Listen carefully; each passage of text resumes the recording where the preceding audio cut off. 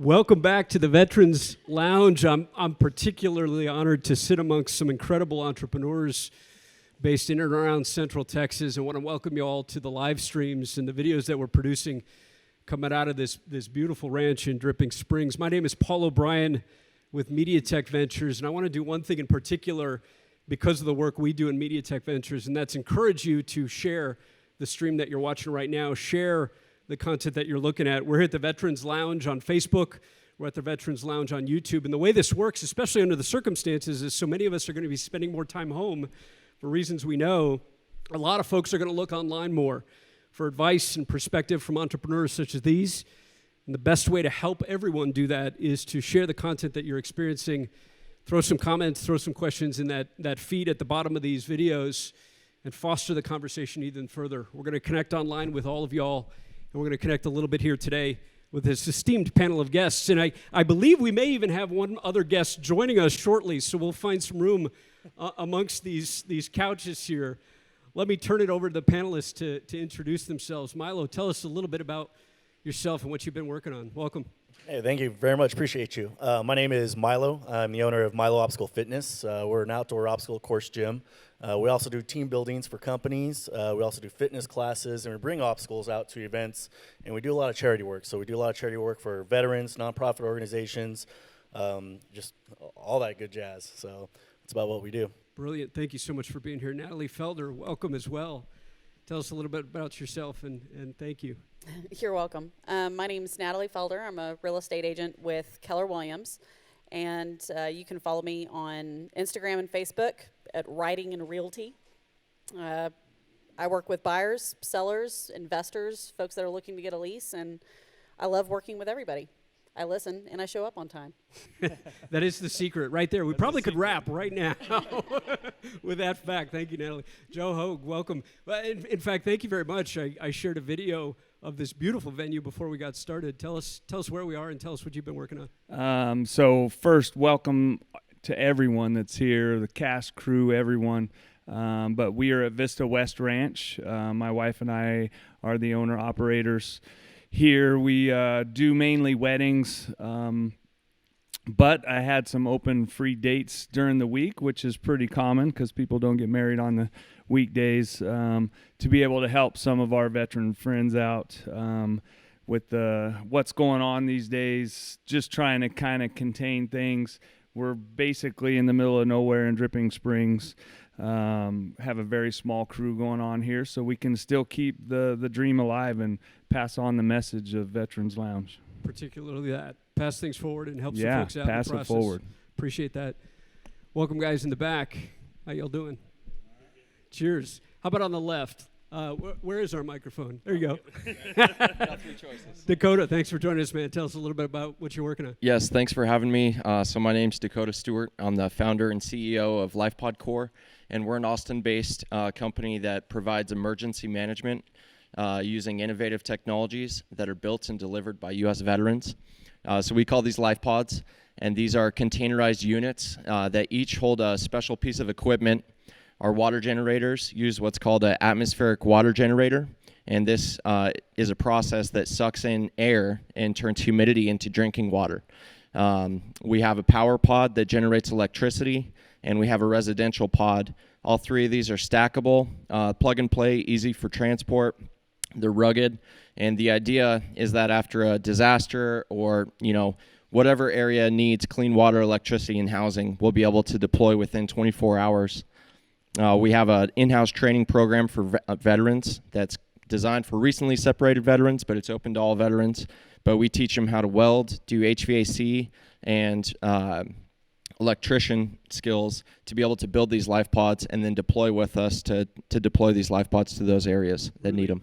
Really innovative. Thank you. Thank you. That's brilliant. Thank you. Nathan Schultz, middle of the back. Cheers. Yeah. Cheers, my friend. How you doing? Pretty good. Tell us what you're up to. I'm Nathan with Schultz Photography. Basically, we do editorial advertising and adventure photography. We primarily stick a lot in the weapons industry and tactical industry and motorsports, but we're pretty much branching out to everything. We can do a little bit of everything from a small part to full-blown productions. We been doing a bunch of things. We did a couple of movie back here in February with some good friends that we're going to be showing later on this here at the Veteran Lounge later on. But it's been a fun time doing photos for all over the country, and hopefully here soon, if we go back over to Europe, be headed over there and do some motorsport stuff over there. So Let's hope we can get back there soon. Cheers. Definitely. Cheers. Yeah.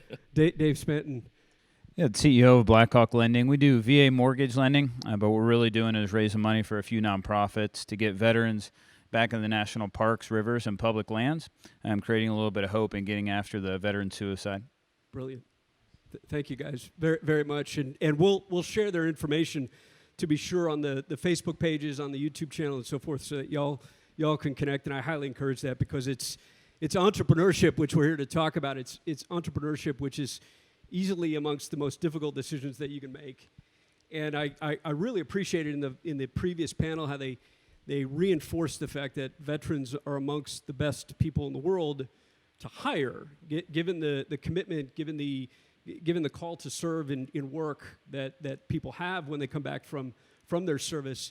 The same thing could easily be said of becoming an entrepreneur. And if anything can come of today, I hope it's some encouragement to everybody that they consider it, that they explore getting started with your own dream and becoming an entrepreneur. If we could, let's start the conversation there, and maybe start with Joe. If you don't mind, Joe, what inspired you? What prompted you? What drove you, frankly, to make the commitment and take the risk that's involved in doing what you all do today? Well, there were quite a few things, actually. When I first got out, my goal was to become a home builder. And I actually did that, went out and built some houses. Economy got pretty bad, 08, 09. People quit building second and third homes. And at that point, my wife is the one who's really more of the driving force of the being an entrepreneur and working for yourself. Coming from the Army, I wanted something safe, secure, that kind of a job where I knew I could take care of my family. But she's the one who encouraged us to really step out of the box and, try to chase a dream. First one was where we're sitting right now with Vista West Ranch. We were discussing this a little bit ago where veterans, we really like to kind of bootstrap it and just make it happen. We knew what we had. We knew the style we wanted, and let's just go do it. So I have to give my props to my wife at first, because she's the one who got me to step forward and become an entrepreneur and go chase a dream. Now that we've got this, we've been running 13 years here at Vista West Ranch, so a very long time for a wedding venue.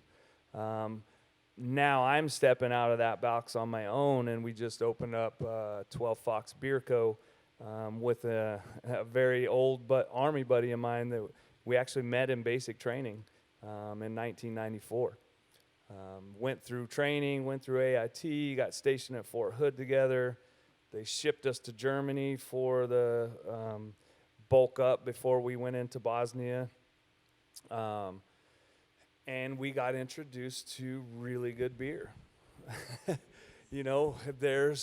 There's just really good beer. Because you're talking, 25 plus years ago, micro brews and all those kind of things didn't really exist too much in the United States. There were some on the west and east coasts, but that's really it. So we didn't have a whole lot of choices. Everybody just drank Bud Light and Coors Light and whatever came out of the store. So I partnered with Aaron. He reached out to me. We found each other once social media kind of came prevalent, because when I was in the Army, they didn't have cell phones. So, but we found each other again, and he's the one who's the brewer. So he shipped me some beer, and to make a very long story short, I said, I know how to build things. You know how to brew things. Let's do this, right? Finding, if I could paraphrase a few thoughts, starting with passion, particularly with your wife, and a commitment to do something, finding a niche that needs to be filled and an opportunity to fill it, and then finding some partners that fill the gaps and help complement your own skill sets to do something incredible. Pretty fair? Yeah, pretty fair. Yeah, and one thing that I've learned, in operating my own business for so long now is if you have a weakness, don't try to conquer it. Because as a business owner, you're the accountant, you're the bookkeeper, you're the maintenance guy, you do it all. You wear all the hats, and if you're not a good accountant, guess where it goes? It always goes to the back. So, if you have a shortcoming or you're not good in one department or area, go get good help, because I learned that kind of the hard way with bookkeeping, that once you get so far behind, it costs you even more money to catch up. It does, and it's almost impossible to keep up with everything. Mylo, how about yourself? Give us a sense for your passion for what you're doing and how you got started and made that commitment, took that risk to start something.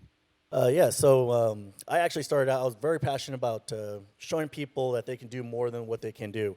So I actually had a New Year's resolution to improve 5 people's lives in a positive way. And so I put an ad on Craigslist saying that I'll train 5 people for free for 3 months. You tell me a story why you deserve it above everyone else. And a lot of stories that came back were just extremely sad. And so trained 5 people for 3 months. They all did an obstacle course race afterwards, and they did awesome. And then 5 turned into 10, turned into 20, turned into there was no place to train for obstacle course racing.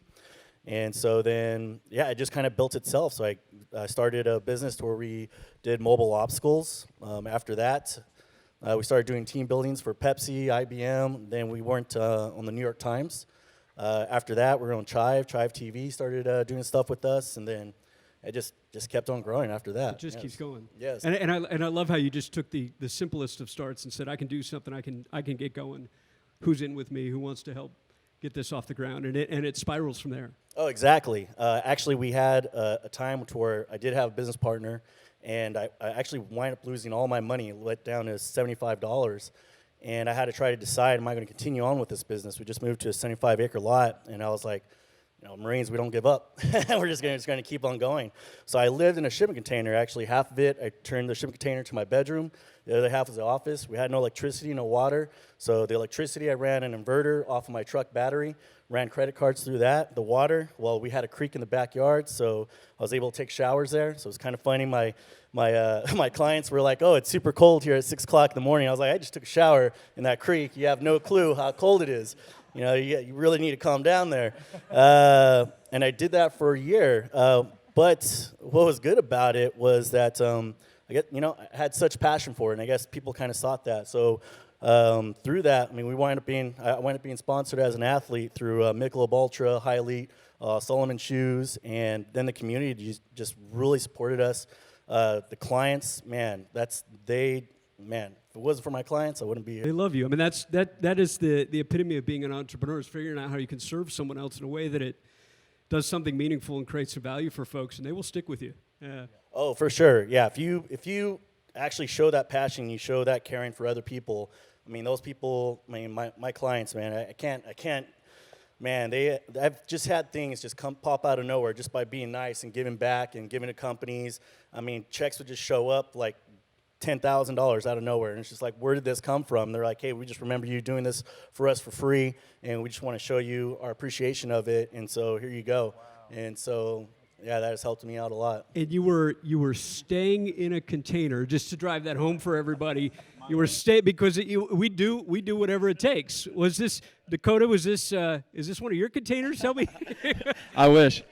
Dude, I wish for that too. I would have had water. I know we can get some water everything. Let's kick it back, Dakota. I'm curious, especially given the context. Give us a little bit of a story about your start, because you're clearly doing something that requires some investment of capital and people to build these things. Definitely. How'd you take that leap? So we started out last January of 2019, and since then, we've been building our brand, building our team, getting a variety of different manufacturers for this equipment. But I'd say, like what Mylo was saying, the most important thing from the beginning was having a strong mission and vision. And for our company, we kind of hit both sides of helping people out that desperately need clean water and electricity, but we're also helping out back home with our veterans that are coming out of the military to find a redefined purpose of contributing towards something bigger than ourselves and having a good paying job. And I'd say that's what was one of my biggest struggles coming out of the Marine Corps in 2013, was finding somewhere that's I feel like I can fit in, but also pay my bills. So with this, it's been a challenge of getting this equipment regularly so we can deploy it quick enough, setting up our relations with foreign affairs, logistics, working with companies like OSAC or USAID on the government side. And so we've been putting all these pieces together, but the biggest, most important piece is the team and the people behind it. And having that strong mission and vision from the beginning kind of genuinely attracts the people into your organization that say, hey, I know logistics. I did that for 15 years in the Marine Corps. I could help you out in this area. Or, hey, I've done sales for the last 10 years, and I've been wanting to, get behind something like this. So just getting out there, networking, talking, doing what we're doing right now, talking about our businesses, it organically brings people into your organization that have strengths you might not be able to find if you're just putting things out on Craigslist. Great segue, I think. Nathan, I'm kind of curious if you've got to start to this thread. We've got a passion, we've got a commitment, we've got an idea, we've got some support. How do we find help? Tell us where you got started seeking some other advice or perspective on how to get going. Well, for me, I mean, photography was always a hobby of mine. I've had the camera in my hand probably since I was 8 years old. I'm the guy that on deployment has a disposable or a digital camera. I always had a camera with me wherever I was while I was in the military. When I got medically retired back in 2013, kind of was lost for a couple weeks. Didn't know what I wanted to do. I had a friend of mine tell me basically, why don't you pick your camera back up and start doing photography again? So I said, why not? And then I researched around and found out that Austin Community College had a really good photo degree program. I said, well, I got the GI Bill. Why not head down there and start just doing some classes? Gets you out of the house, gets me around other people, and start learning something a little bit more.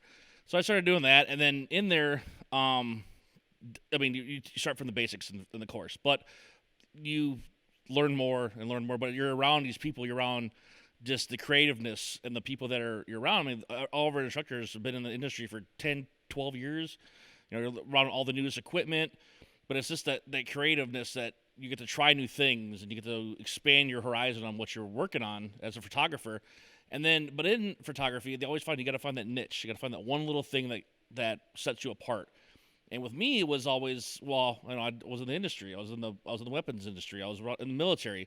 And while I was I worked with a bunch of different companies and did testing evaluations for their equipment or weapon systems. And I've tried to figure out where to go and just reached out. I reached out to the people I knew, to the friends I had from the industry, and say, hey, let me try taking photos of your new vest or your new weapon system that you have. And it literally is just using your old contacts from the military and using your friend base, really is what it is. They could be friends that you've known for years, and they have a small company and say, hey, let's jump together and try something. And then another big one that I got was one of our instructors volunteered, and I just took a jump and said, hey, let me volunteer to do a photograph a race we had at Circuit of the Americas. And I started doing alteration there, and I've been there since 2013, and I've been to Baja, and I've got a couple of companies that want me to come over to Europe and do, go to Monaco and do F1 there, or Le Mans, Isle of Man TT race. It's been pretty crazy with a small little thing. I mean, you take a leap, and then all of a sudden, I've had photo awards, and I've been in magazines, and I've been on print everywhere, and it's small little jumps that you take, but it's just that niche and finding your people that you can trust, and it's your friend base. But it can go so much further than just the one little thing. And I loved how you started affirming, which I think is a very important thing to affirm, that no one really knows what they're getting into, and so looking to some of those education resources is a great way to get some initial help, right? To learn something new, to get some guidance from a teacher or a mentor or an advisor or ACC. It's literally just having that one single teacher that's a mentor that you can talk to, or just another person that's in the industry that you work in. I have other friends of mine these are guys that have been in the same industry for 20, 30 years, and I can call them anytime and ask, hey, I got a question about this. And they've influenced my photography. We've been friends forever, but they were calling me when I first came in started posting stuff online and Instagram. People were calling me up, and these are guys that I've looked up to for years, and they're going, where the heck did you come from? Your photos are amazing. The angles you're doing, where did you come from? I'm like, I've been in the Army for the last 12 years. They're like, whatever you're doing, keep going. You're going the right way. And come do it with me. Yeah, here. That's literally what it is. Natalie, passion, and in fact, even Joe's point that you have to account for, you have to take care of everything as an entrepreneur. I can't even imagine what it takes to work in real estate, because assuredly you're bookkeeping, you're in sales, you're in marketing, you're in business development. Where do you turn for support and help, and how did you? So yes, I am the wearer of many hats. I am a transaction coordinator. I am the person that does the showings. I am the one that handles the paperwork. I'm the one that checks everything, and it's exhausting work. Really, the most important thing you can do for support is have a really solid group of people behind you that backs you up, that reminds you why you started in the first place. Entrepreneurship is not a straight road. It is up, it is down. When you're down, you genuinely don't believe you're ever going to be up again. And when you're up, it's like the top of the world, and all you want to do is change it because you're finally on top.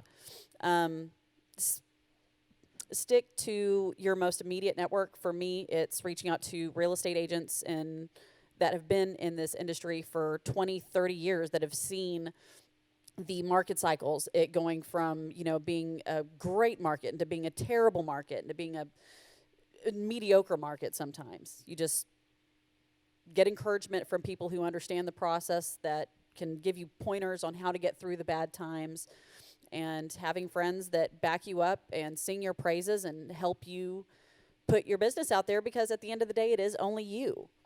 And having that kinship, that fellowship especially that you get in the military, that's the best word of mouth you can possibly ask for.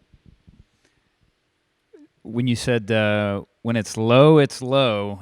For me, my wife just kind of looked at me one month and was like, when are we going to start making money on this idea? I'm like, just hold out, just hold on.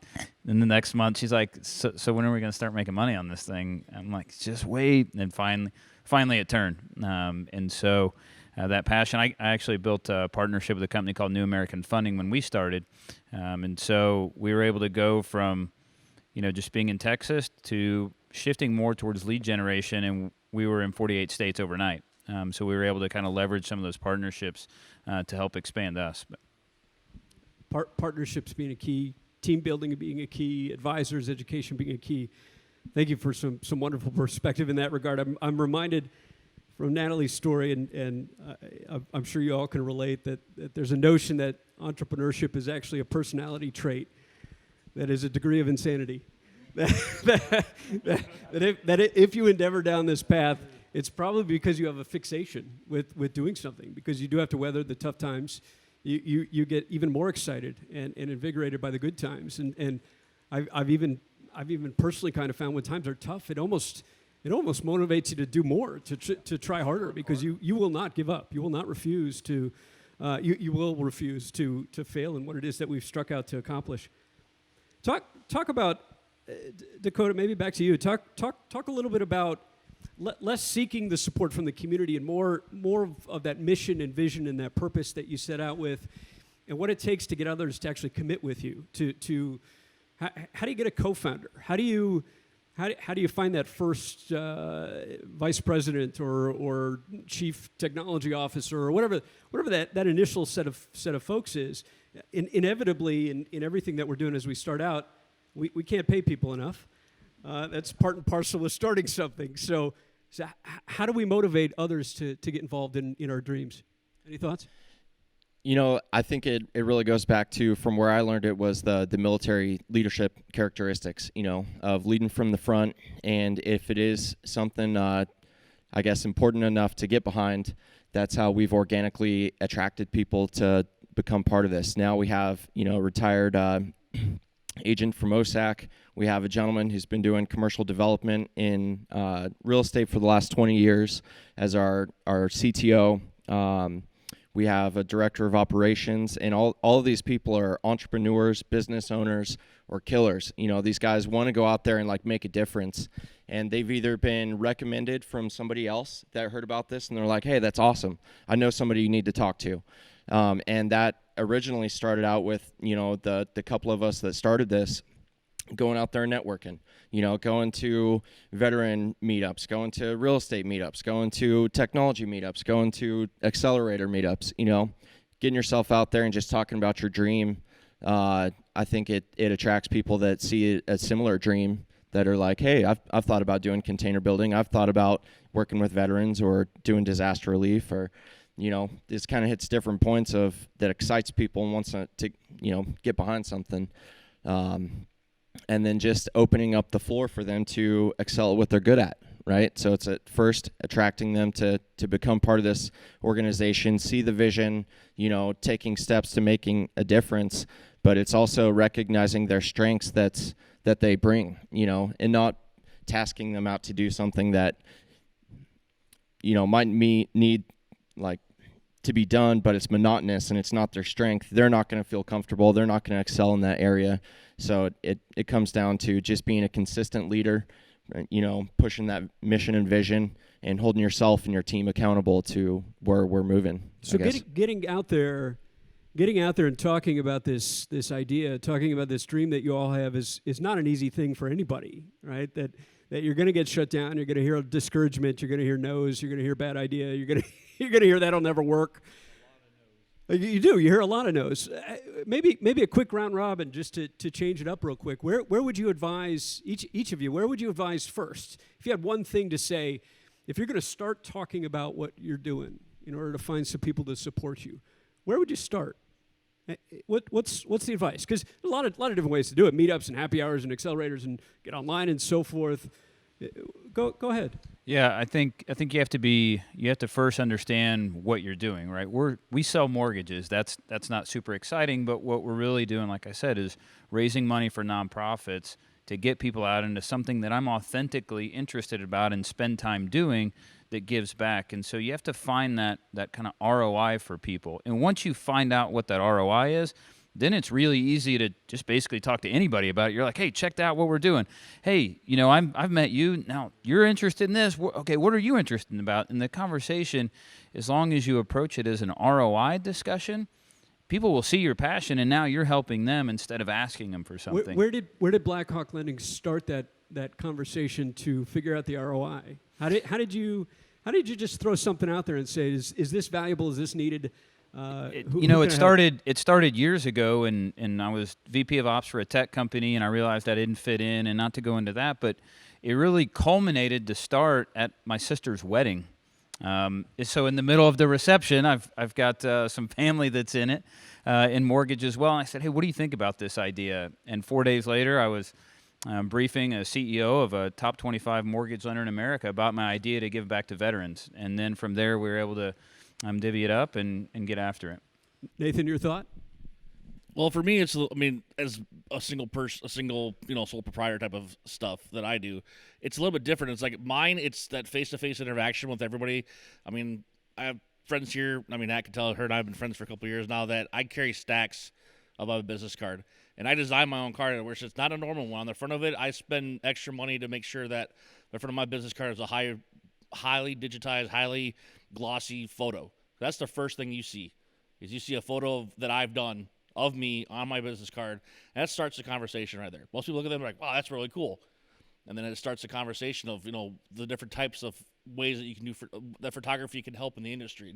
And then that's pretty much every industry, between videos and between still imagery. If you can't tell a single story, or can't tell a story in a single image, that's the hardest part. Is just telling a story with a single image, but having the passion to do that single image. Put your work out there. Yeah, put your work out there. Your face, the moneymaker, your face that's your company. And if you don't put yourself out there, and you talk to everybody and everybody. Yeah, it's kind of the old saying. You kind of, especially with a photographer, you kind of whore yourself out because you're talking to everybody out there. You're gonna get 1,000,000,001 no's. It's that 1 or 2 yeses you get that it's gonna put you in a different direction, or it's gonna be the best photo shoot you ever had in your life. Joe, I saw you shaking your head that you get 1,000 no's in the process. Where did you start putting the word out there that you had some harebrained scheme to turn in this ranch into a beautiful venue? So I kind of want to start with the original question that, for me, it was I had to have my family support. That's where it started, at a kitchen table, just talking to everyone and saying, hey, this is what we want to do. What do you guys think?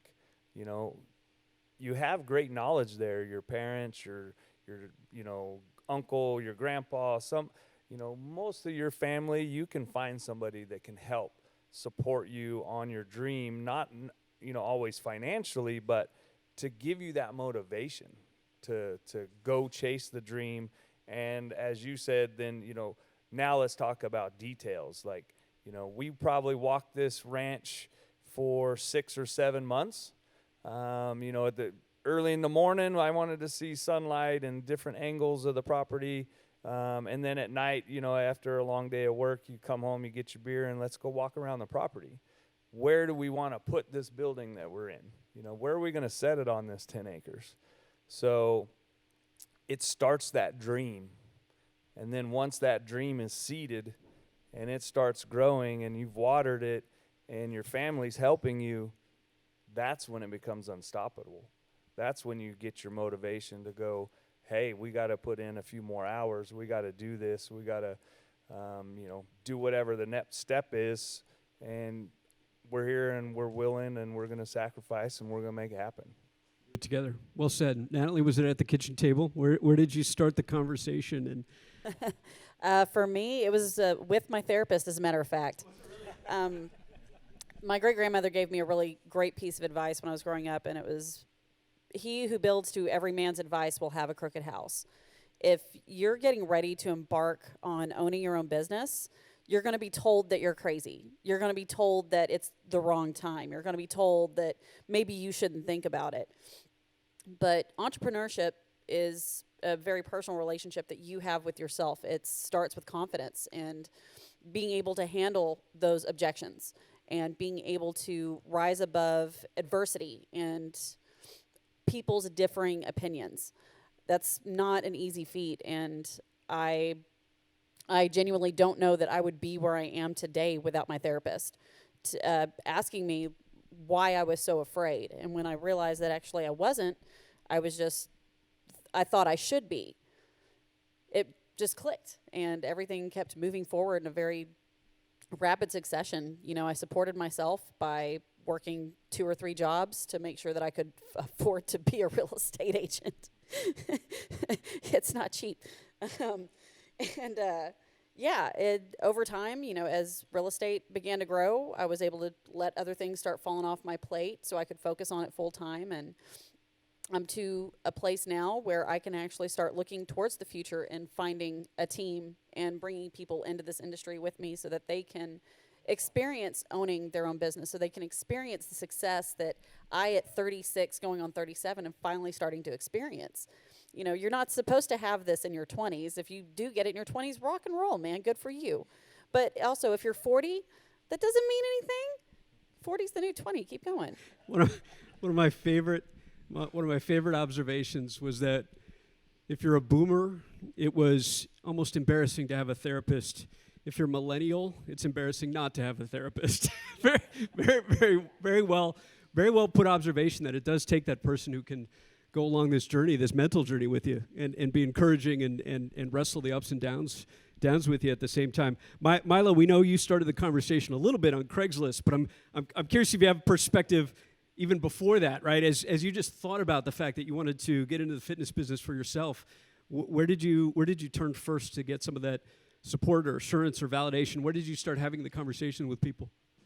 It was really just finding people that I realized there was a lot of people that put limits on themselves. So everyone has this limit. They're like, I can only do so much. I can only run so far. I can only, they just always put limits on themselves. And I just got tired of it. I'm like, you can do way more than what you think you can do. Like, a lot of people don't understand what a second breath is.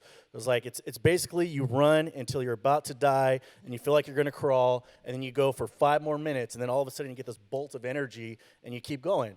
And so a lot of people don't realize that. So I think when I started realizing all these people that just keep putting limits on themselves, business owners, teachers, just everybody, even military people, a lot of military people do the same thing. And I was like, man, why do that? And so when I started reaching out to people and just telling them like, no, you can do this. And a lot of people doubted me. They're like, no, I can't do this, can't do that. Actually, our 8-foot wall is probably the biggest doubt that everyone has. I teach people how to scale an 8-foot wall, and every single time we get a person up there, they're like, there's no way I can do that. I can't even jump up and touch it. And I'm like, dude, the shortest person we got up that 8-foot wall was 4 foot 6 inches. So yes, you can get up it, but they automatically go with that doubt. And I think once you show people, when they change a question, when they see an obstacle in their way, and they go, you know what, like, I can't do that, and they actually change it to, how can I do that? I wonder, how can I get past this?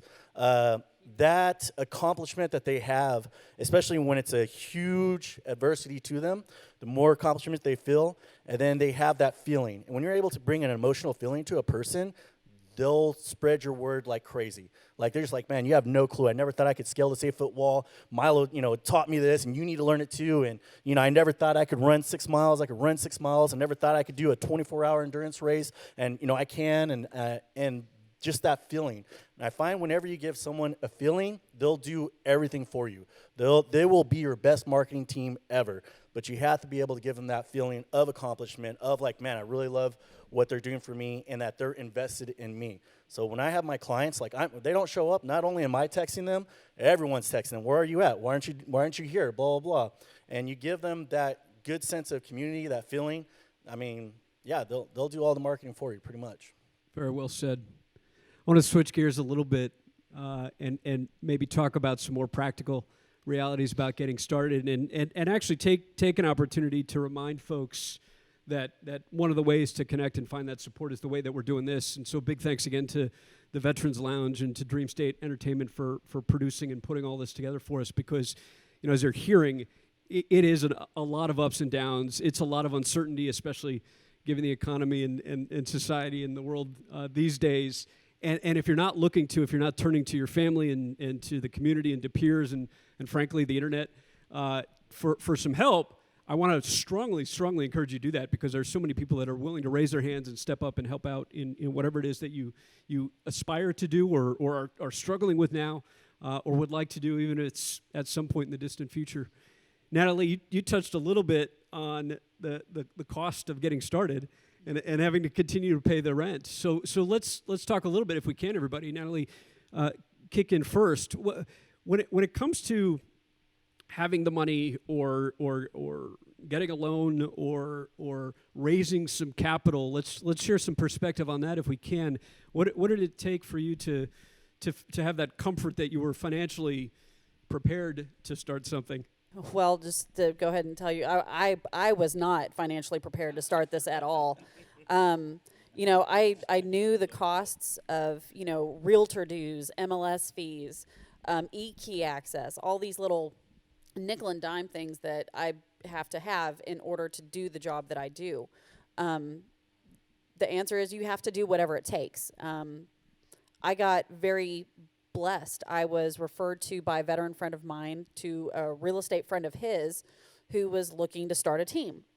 And he was willing to foot the bill to get that person into real estate school to help kind of get them up on their feet, get them properly, quote unquote, trained. And that was the start of it. And they gave me the leg up, they gave me the hand up, and at the end of the day, I actually opted to be my own, to not join his team, but to go off on my own. And so I cut him a check. I worked 2 jobs while I was going to real estate school so I could save up money, and I gave the guy a check, paid him back in full, thanked him for this opportunity, and then set off down the road less traveled. And I have no regrets whatsoever. Having to work a whole lot was not easy, but I had a goal in mind. I had something that I felt impassioned about doing, and I chased it all the way to my last breath, and then took a big, deep breath and kept going 5 miles more. And made the leap. Everyone bootstrapped, is that correct? And bootstrapped, again, for the sake of sharing some perspective on how this works, everybody pulled their boots up and made it on their own. Is that accurate? Yes. Fantastic. Joe? With us, we had the option, hey, do we want to go to a bank? We've got XYZ. That can get us even more, right? But we just decided to do what we were talking about, bootstrap it. Hey, I've also got 4 credit cards. We've got this money. And literally, at the end of this, between, us and mom and dad, we maxed out every credit card we had, right? I mean, tens and tens of thousands of dollars in credit card bills, but those were, smaller monthly payments that we could afford and keep moving forward with it.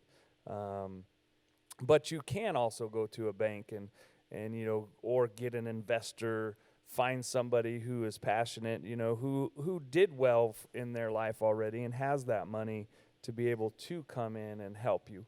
And I'm telling you, in the state of Texas, we support our vets. I mean, all the way from the state down to just private people here in my little hometown.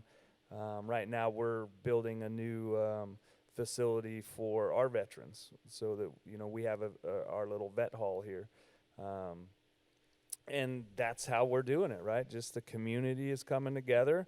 Go out and do the meet and greets, talk to people, spread the word, because rub those elbows, because people will help you.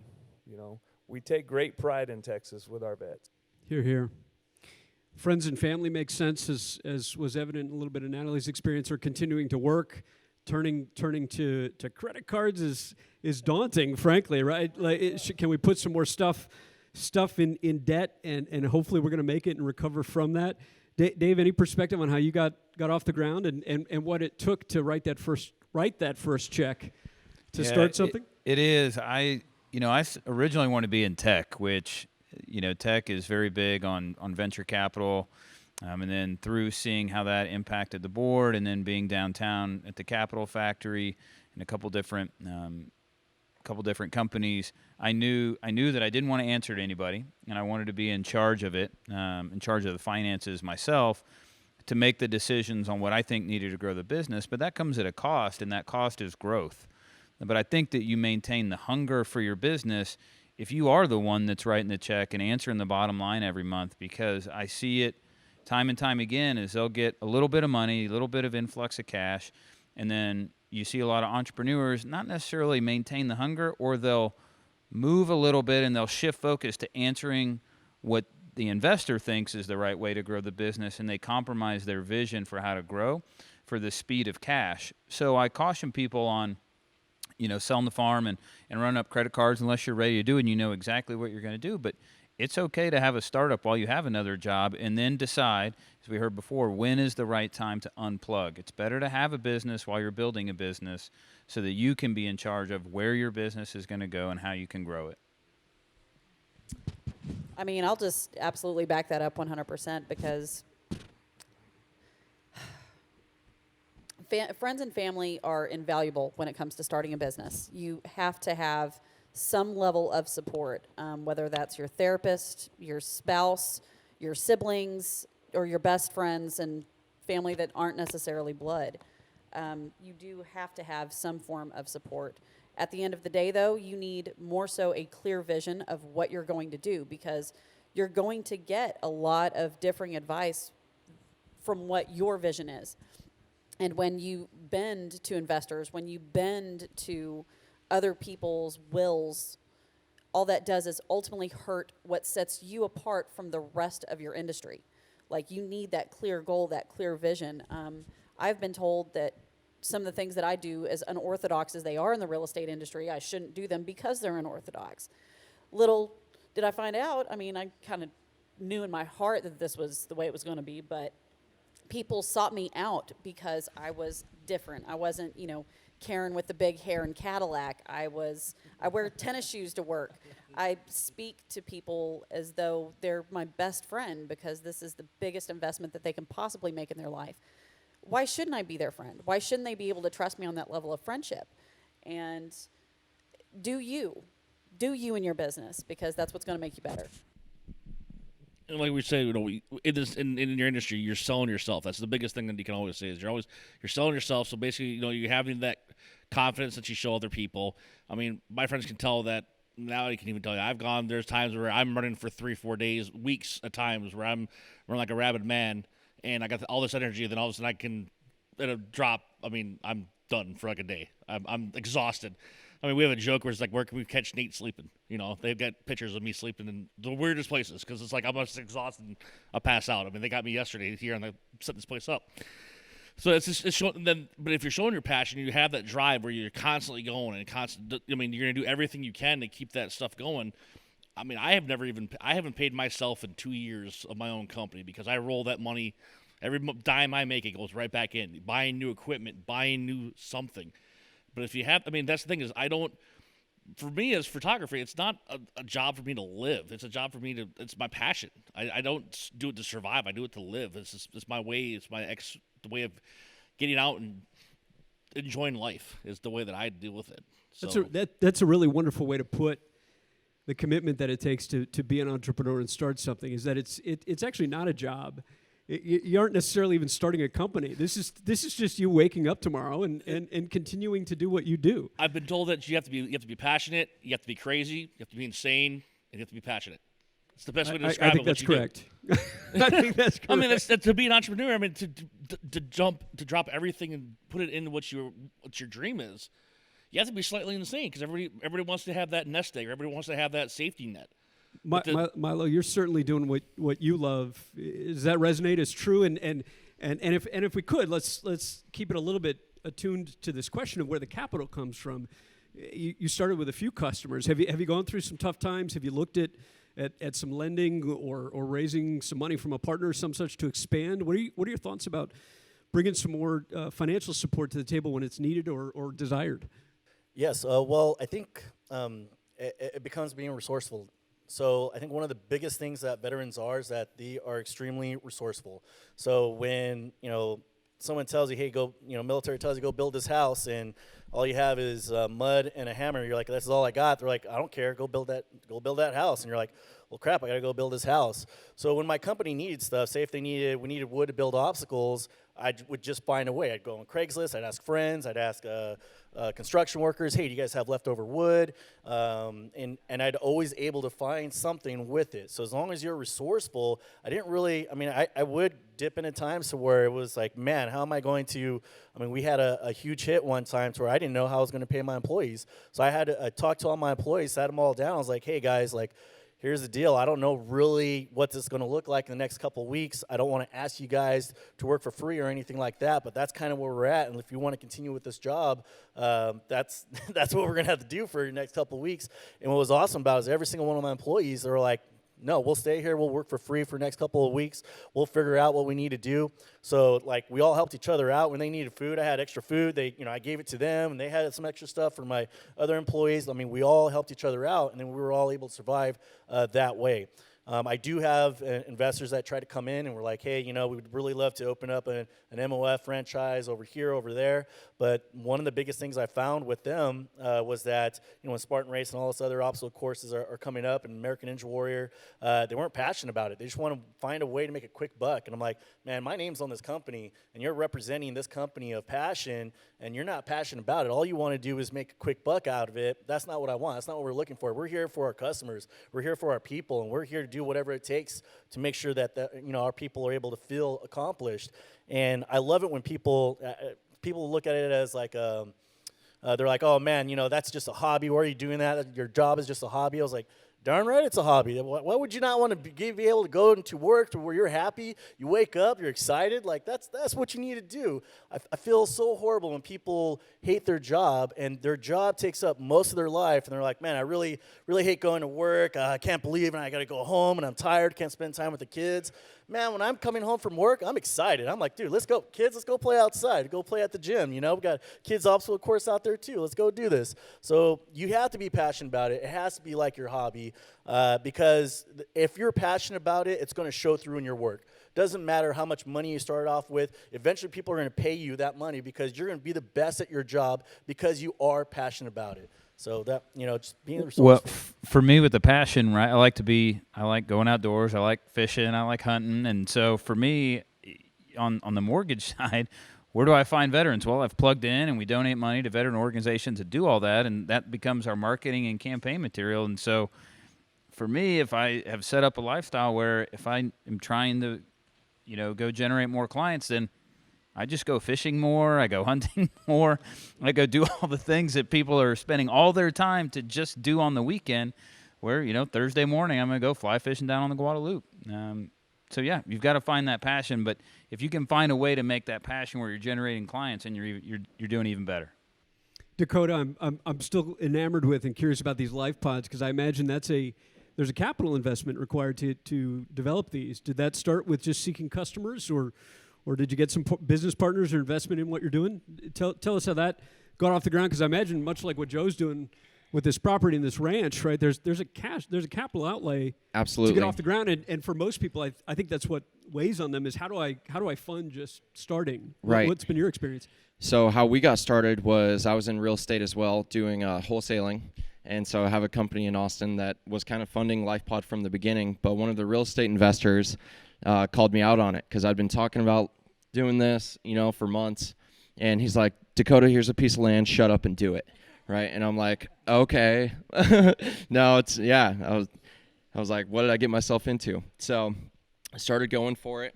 And I'd say about 4 months later, we had started building our team, had been self-funding, through the real estate companies, funding LifePod Corp, but it started out as and still is a 501c3 nonprofit that facilitates the emergency management and the veteran training. Since then, we've been targeting our clients, which is government contracts, working with FEMA, USAID, a lot of different companies that do that type of emergency management work. So we've been building our brand, kind of building out these life pods with either donated materials or self-funded, what we've bought our own generators and equipment and containers. So up until this point, we've been bootstrapping, right? Everybody that's been donating their time, showing up every week, designing these life pods with the engineering team to the sales team to the veteran training. It's been, getting all this together to where now we're ready to go to market. We have a product, and we're able to do both sides of it. As a 501c3 nonprofit and a C corporation, we can go after grant funding for our emergency management and veterans for that side. And on the product side, we can sell this to the consumer market or commercial use with the water generation, electricity generation, and everything. So we're just getting to the point as far as capital investment on the C corporation side, but everything on the nonprofit side has been bootstrapped for the last year, but it's been a lot of fun. Which do you imagine is harder, that raising capital on the C Corp side or dealing with grants and being a nonprofit? I would say we're having a lot of momentum, I guess you could say, with the C Corporation and the raising money side. So that might have been the lowest hanging fruit starting off. But it definitely has been challenging this last year, bootstrapping, but it's been a learning experience, for myself, my team, and this business. It's been a lot of fun putting together. This is a lot of fun. This work has to be a lot of fun. Hopefully that's been clearly conveyed to everybody that there's no way that you can survive the ups and downs and the endless list of no's and the detractors that come with finding partners or customers or team members or advisors or, heck, let alone venture capital, which is my world. You're constantly told no. So tremendous admiration for what you all are doing and making the investment of time here with us today. We're going to wrap up in just a few more minutes. So I want to thank everybody again for joining us online and in the live streams, and remind you again to share, post a question, post a comment or some such, so that all of us can connect when we get off these beautiful couches. Unfortunately, I'm gonna mention him as a thank you, because I don't think he was able to get off his other session, but unfortunately, or fortunately, given how much room we have, David Franklin couldn't join our panel. David Franklin with No RX is one of the other great veterans that made the time to get down here today and join us for this discussion. Quick round robin. Remind us again, what's the best way to find you all online, be that a website or a personal profile, your Snapchat handle? How can folks connect with each of you? Dakota, you got the microphone first. You want to? Sure. So you can find us we're on Instagram, LinkedIn, Facebook, all under LifePod Core. Core spelled like Marine Corps with the silent PS at the end. And then you can find our website at lifepodcore.org. You can find our website at Schultz, SCHULTZ -photography.com, or our Instagram at Schultz Photography _. That's where that's where everything's at right now. So blackhawklending.com. We're also on Facebook, Instagram, and LinkedIn. And with us, it's Vista West Ranch. We have all the same thing: Facebook, Instagram, Twitter, just www.vistawestranch.com. You'll find tons of photos. My new company, 12 Fox Beer, same thing. It's 12 Fox Beer Co. Facebook, Instagram, Twitter, all the same things as well. So my website and app are coming soon, but in the meantime, just follow me on Facebook and Instagram. It's at Writing and Realty, and that's me. Thanks. You can find me on MyloFitness.com. That's MYLO, so MyloFitness.com. We also have Mylo Obstacle Fitness on Instagram, Facebook, all the other social medias. Fantastic. Thank you all so much again. My name is Paul O'Brien with MediaTech Ventures, and to a great extent with Veterans Lounge. It's been such an honor to be a part of this program and this experience that was put together today. So thank you all again for joining us online. Thank you all again for joining us on the panel. Please do connect with everybody. We've got incubators available. We've got advisors available. We've got programs and mentors that know how this entrepreneurship gig works. And if there's any one thing that we can encourage, it's the fact that it takes passion, family, commitment, and an ambition to actually make a difference in the world. And that's no more evident than in this group of folks right here. Thanks again.